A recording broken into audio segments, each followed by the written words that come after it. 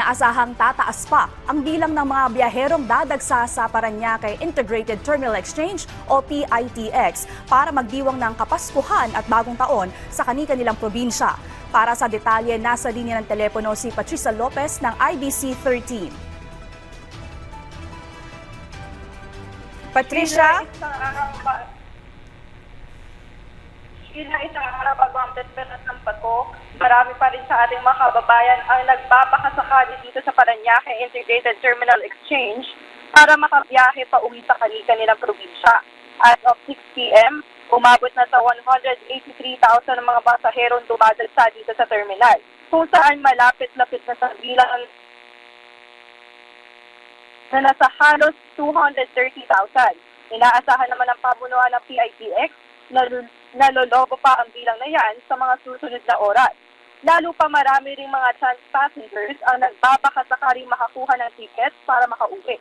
Katunayan, mula nitong December 20 hanggang sa kasalukuyan, nagpas na sa 800,000 ang kabuuang bilang ng mga pasaherong pumunta dito sa PITX. Kung kaya nadagdagan na rin ng biyahe o extra trips ang PITX papunta sa iba't ibang probinsya. Ilang mga biyahe rin papuntang Santa Elena, Quezon Province ang na-delay ngayong hapon dahil sa bigat ng trapiko papunta sa probinsya.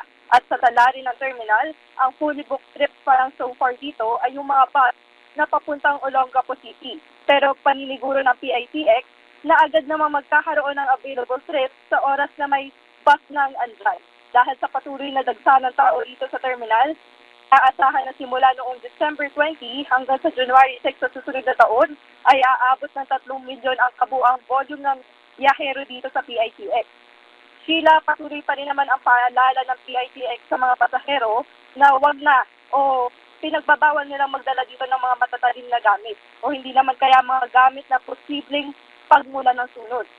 Sa huling talangan ng PITX, umabot na sa 81 ang mga nahumpis kanilang gamit. Ayon din naman sa mga nakadeploy dito na pulis, wala pa namang naitatalang kaguluhan o nakawan simula December 20. Ang pailan-ilan na meron lang ay yung mga lost o talagang na-misplaced na mga personal na gamit kagaya ng cellphone at wallet. Mula sa IBC 13, Patricia Lopez, para sa Balitang Pambansa. Maraming salamat, Patricia Lopez ng IBC 13.